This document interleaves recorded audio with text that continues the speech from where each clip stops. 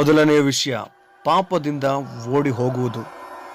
ಸತ್ಯವೇದ ಹೀಗೆ ಹೇಳುತ್ತೆ, 2 ತಿಮೋಥೆ 2:22 ನೀನು ಯೌವನದ ಇಚ್ಛೆಗಳಿಗೆ ದೂರವಾಗಿರು.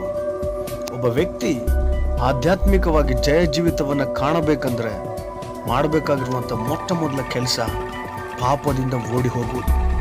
ಯೋಸೇಫನು ಹೇಗೆ ತಾನೇ ಪಾಪದಿಂದ ಓಡಿ ಹೋದನೋ ಆ ಓಡಿ ಹೋಗುವಂಥ ಸ್ವಭಾವ ಪ್ರತಿಯೊಬ್ಬ ಯೌವನಸ್ಥರಲ್ಲಿ ಕಾಣಿಸಿಕೊಂಡ್ರೆ ಅದು ಜಯ ಜೀವಿತದ ಮೊದಲನೆಯ ಮೆಟ್ಟಿಲು. ಹಲ್ಲೆಲೂಯಾ.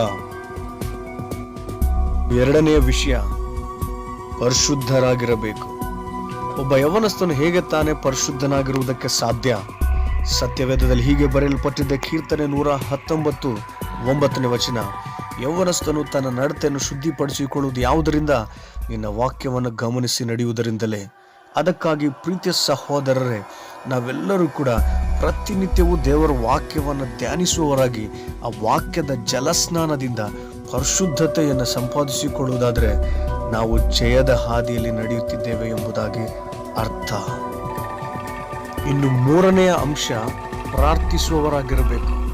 ಹಾಗಾದರೆ ಈ ವಿಷಯದ ಬಗ್ಗೆ ಸತ್ಯವೇದ ಏನು ಹೇಳುತ್ತೆ? ಪೌಲನು 1ನೇ ಥೆಸಲೋನಿಕದವರಿಗೆ ಬರೆದ ಪತ್ರಿಕೆ 5:17 ಹೀಗೆ ಹೇಳುತ್ತೆ, ಎಡಬಿಡದೆ ಪ್ರಾರ್ಥನೆ ಮಾಡಿರಿ. ಹೌದು ಪ್ರೀತಿಯ ಸಹೋದರ ಸಹೋದರಿ, ಒಬ್ಬ ಯೌವನಸ್ಥನಿಗೆ ಈ ಲೋಕದಲ್ಲಿ ತನ್ನ ಶರೀರದ ಆಶೆಗಳ ವಿರುದ್ಧವಾಗಿ, ಲೋಕದ ವ್ಯಾಮೋಹದ ವಿರುದ್ಧವಾಗಿ ಹೋರಾಡುವುದಕ್ಕಾಗಿ ದೇವರು ಕೊಟ್ಟಿರುವಂಥ ಏಕೈಕ ಆಯುಧ ಪ್ರಾರ್ಥನೆ. ಅದಕ್ಕಾಗಿ ಪ್ರತಿಯೊಬ್ಬ ಯೌವನಸ್ಥನು ಪ್ರಾರ್ಥಿಸುವವರಾಗಿರಬೇಕು. ಆದರೆ ಇತ್ತೀಚಿನ ದಿನಗಳಲ್ಲಿ ಹೆಚ್ಚು ನಿರ್ಲಕ್ಷಿಸುವವರಾಗಿದ್ದೇವೆ. ಇದರಿಂದ ಅಪಜಯವನ್ನು ನಾವು ಎದುರುಗೊಳ್ಳುತ್ತಾ ಇದ್ದೇವೆ. ಹಾಗಾಗುವುದಕ್ಕೆ ಸಾಧ್ಯವಿಲ್ಲ. ಇನ್ನು 4ನೇ ವಿಷಯ, ಐಕ್ಯತೆಯಿಂದ ಇರಬೇಕು. ಹಾಗಾದರೆ ಸತ್ಯವೇದ ಈ ಐಕ್ಯತೆ ಬಗ್ಗೆ, ಒಂದೇ ಮನಸ್ಸಿನ ಬಗ್ಗೆ ಏನು ಹೇಳುತ್ತೆ? ಕೀರ್ತನೆ 133:1 ನೋಡುವುದಾದರೆ, ಆಹಾ ಸಹೋದರರು ಒಂದಾಗಿರುವುದು ಎಷ್ಟೋ ಒಳ್ಳೆಯದು, ಎಷ್ಟೋ ರಮ್ಯವಾದದ್ದು. ನಂತರ ವಾಕ್ಯ ಭಾಗದಲ್ಲಿ ನೋಡ್ತವೆ, ಅದು ಆರೋನನ ತಲೆಯ ಮೇಲೆಯಿಂದ ಹಿಡಿದು ಅವನ ಗಡ್ಡದಿಂದ ಹರಿದು ಬರುವಂಥ ಅಭಿಷೇಕಕ್ಕೆ ಗುರುತಾಗಿದೆ.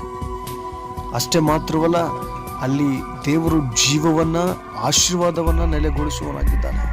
ಅದಕ್ಕಾಗಿ ಪ್ರತಿಯೊಬ್ಬ ಯೌವನಸ್ಥನು ಸೇವಕರುಗಳ ಜೊತೆಯಲ್ಲಿ, ಸಾಟಿ ಸಹೋದರರ ಜೊತೆಯಲ್ಲಿ, ಸಭೆಯಲ್ಲಿರುವಂಥ ಪ್ರತಿಯೊಬ್ಬರ ಜೊತೆಯಲ್ಲಿ ಐಕ್ಯತೆಯಿಂದ ಒಂದೇ ಮನಸ್ಸುಳ್ಳವರಾಗಿರಬೇಕು. ಇಲ್ಲದೆ ಹೋದರೆ ಜಯ ಜೀವಿತವನ್ನು ಕಾಣುವುದು ಅಸಾಧ್ಯ. ಇನ್ನು ಈ ಆಧ್ಯಾತ್ಮಿಕ ಜೀವಿತದಲ್ಲಿ ಜಯ ಜೀವಿತಕ್ಕೆ ಬೇಕಾಗಿರುವಂಥದ್ದು ಕೊನೆಯ ವಿಷಯ, ವಿಧೇಯರಾಗಿರಬೇಕು.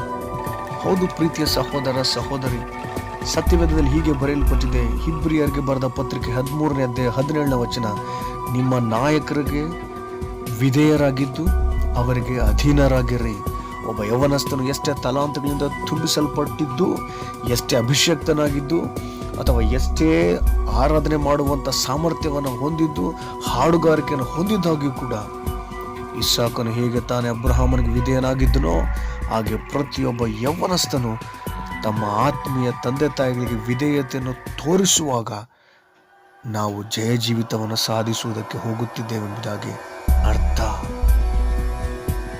ಅದಕ್ಕಾಗಿ ಪ್ರೀತಿಯ ಸಹೋದರ ಸಹೋದರಿ, ಪಾಪದಿಂದ ಓಡಿ ಹೋಗುವುದು, ಪರಿಶುದ್ಧರಾಗಿರುವುದು, ಪ್ರಾರ್ಥಿಸುವುದು, ಐಕ್ಯತೆಯಿಂದ ಇರುವುದು, ವಿಧೇಯರಾಗಿರುವುದು, ಇವುಗಳೇ ಆತ್ಮೀಯ ಹೋರಾಟದ ಜಯ ಜೀವಿತಕ್ಕೆ ಕಾರಣ.